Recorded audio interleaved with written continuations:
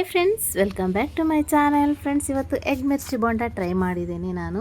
ನೀವು ಕೂಡ ಟ್ರೈ ಮಾಡಿ ನೋಡಿ. ಯಾವಾಗಲೂ ಮೆಣಸಿನ ಬೋಂಡ ತಿಂದು ಬೋರ್ ಆಗಿದ್ದರೆ ಖಂಡಿತ ಈ ರೆಸಿಪಿ ಟ್ರೈ ಮಾಡಿ ನೋಡಿ. ಮೊಟ್ಟೆ ಮಸಾಲ ಹಾಕಿ ಮಾಡಿರುವಂಥ ಈ ಬೋಂಡ ತುಂಬ ರುಚಿಯಾಗಿ ಬಂದಿತ್ತು. ನೀವು ಕೂಡ ಒಮ್ಮೆ ಟ್ರೈ ಮಾಡಿ ನೋಡಿ.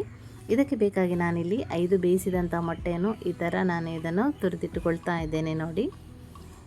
ಇದು ಒಂದು ತಿಂದರೆ ಸಾಕು, ನಿಮಗೆ ಹೊಟ್ಟೆ ಫುಲ್ಲಾಗುತ್ತೆ. ಅಷ್ಟು ಟೇಸ್ಟು ಕೂಡ ಹಾಗೆ ನಿಮಗೆ ತುಂಬ ಡಿಫ್ರೆಂಟಾಗಿ ಬಂದಿರುತ್ತೆ.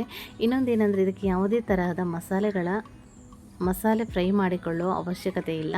ಇದನ್ನು ಈ ಥರನೇ ರೆಡಿ ಮಾಡಿಕೊಂಡು ನೀವು ಫ್ರೈ ಮಾಡ್ಕೋಬಹುದು. ತುಂಬ ಈಸಿಯಾಗಿದೆ ಮಾಡಲಿಕ್ಕೆ, ಹೆಚ್ಚೇನು ಕೆಲಸ ಇಲ್ಲ. ಬರೀ ಎಗ್ ಮತ್ತು ಮೆಣಸು ಇದ್ದರೆ ಆಯಿತು, ತುಂಬ ರುಚಿಯಾಗಿ ಬರುತ್ತೆ.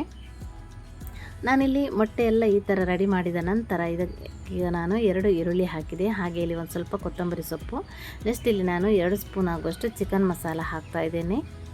ಹಾಗೆ ಇಲ್ಲಿ ಒಂದು 1/4 ಸ್ಪೂನ್ ಆಗುವಷ್ಟು ಚಿಲ್ಲಿ ಫ್ಲೇಕ್ಸ್ ಕೂಡ ಹಾಕಿದೆ. ನಿಮಗೆ ಸ್ವಲ್ಪ ಖಾರ ಜಾಸ್ತಿ ಬೇಕನ್ಸಿದ್ರೆ ಇನ್ನೂ ಒಂದು ಸ್ವಲ್ಪ ಖಾರ ಆ್ಯಡ್ ಮಾಡ್ಕೋಬೋದು. ಹಾಗೆ ಇಲ್ಲಿ ಒಂದು ಸ್ವಲ್ಪ ಅರಿಶಿನ ಹುಡಿ, ಟೇಸ್ಟ್ ಎಷ್ಟು ಬೇಕೋ ಅಷ್ಟು ನೋಡಿ, ಉಪ್ಪು ಇದೆಲ್ಲ ಹಾಕಿ ಮಿಕ್ಸ್ ಮಾಡಿದರೆ ಆಯಿತು.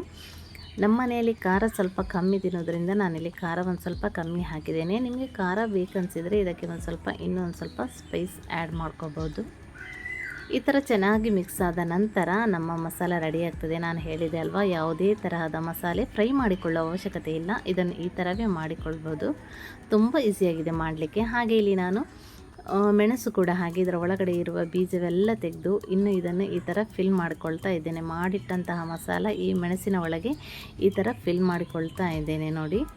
ತುಂಬ ಈಸಿಯಾಗಿದೆ. ಮಸಾಲ ಮಾಡಲಿಕ್ಕೂ ಕೂಡ ಹೆಚ್ಚೇನು ಟೈಮ್ ಬೇಡ. ಫಟಾಫಟ್ ಅಂತೇಳಿ ನಿಮಗೆ ಒಳ್ಳೆ ರುಚಿಯಾಗಿರುವಂತಹ ಬೋಂಡ ರೆಡಿ ಮಾಡ್ಕೋಬೋದು. ನಾನು ಎಲ್ಲ ಮೆಣಸಿನನ್ನು ಕೂಡ ಇದೇ ಥರ ಮಸಾಲ ಫಿಲ್ ಮಾಡಿ ರೆಡಿ ಮಾಡಿ ಇಟ್ಕೊಂಡೆ. ಇನ್ನು ಇದು ರೆಡಿಯಾಗಿದೆ.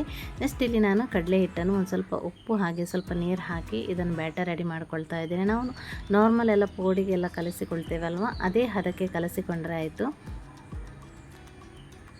ನೀರು ಹಾಕೋಬೇಕಾದ್ರೆ ಒಂದು ಸ್ವಲ್ಪ ನೋಡ್ಕೊಳ್ಳಿ, ಯಾಕಂದರೆ ಇದಕ್ಕೆ ತುಂಬ ತೆಳುವಾಗಿ ನೀವು ಮಿಕ್ಸ್ ಮಾಡ್ಕೋಬೇಡಿ.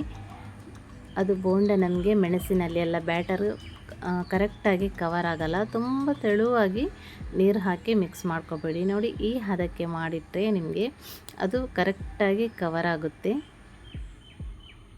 ಇನ್ನು ಇದನ್ನೆಲ್ಲವನ್ನು ನಾನು ಈ ಥರ ಹಿಟ್ಟಲ್ಲಿ ಒಂದೊಂದನ್ನೇ ಈ ಥರ ಡಿಪ್ ಮಾಡಿ ಫ್ರೈ ಮಾಡಿಕೊಂಡ್ರೆ ಆಯಿತು ನೋಡಿ. ತುಂಬ ಈಸಿಯಾಗಿದೆ ಮಾಡಲಿಕ್ಕೆ. ಇನ್ನು ಎಲ್ಲ ಒಂದೊಂದಾಗಿ ಫ್ರೈ ಮಾಡ್ತಾ ಬಂದರೆ ಆಯಿತು.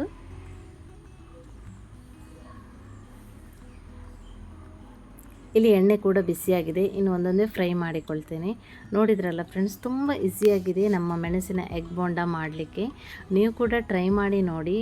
ನೀವು ಒಂದು ಸಲ ಮಾಡಿದರೆ ಮತ್ತೆ ಇದರ ರುಚಿ ಮರೆಯಲ್ಲ. ಖಂಡಿತ ಮನೆಯಲ್ಲಿ ಪದೇ ಪದೇ ಮಾಡಿ ತಿಂತೀರಾ, ಅಷ್ಟು ಟೇಸ್ಟಿಯಾಗಿ ಬರುತ್ತೆ. ಇದರ ಒಳಗಡೆ ಫಿಲ್ಲಿಂಗ್ ಎಲ್ಲ ಬರೋದ್ರಿಂದ ಒಂದು ಕಡೆ ಸ್ಪೈಸಸ್, ಈ ಮಸಾಲ ಟೇಸ್ಟ್ ಎಲ್ಲ ತುಂಬ ಟೇಸ್ಟಿಯಾಗಿ ಬರುತ್ತೆ. ಸೊ ಫ್ರೆಂಡ್ಸ್, ನೋಡಿದ್ರಲ್ಲ ಇವತ್ತಿನ ಈಸಿಯಾಗಿರುವಂತಹ ಎಗ್ ಬೋಂಡ ಹೇಗೆ ಮಾಡಿದಂತ ಹೇಳಿ, ಮಿರ್ಚಿ ಎಗ್ ಬೋಂಡ. ಸೊ ನೀವು ಕೂಡ ಟ್ರೈ ಮಾಡಿ ನೋಡಿ. ನನಗೆ ಕಮೆಂಟ್ಸಲ್ಲಿ ತಿಳಿಸಿ ಹೇಗಾಗಿದೆ ಅಂತ ಹೇಳಿ. ನೆಕ್ಸ್ಟ್ ಇನ್ನೊಂದು ವಿಡಿಯೋ ಜೊತೆ ಸಿಗೋಣ. ಅಲ್ಲಿವರೆಗೆ ಥ್ಯಾಂಕ್ ಯು, ಬಾಯ್.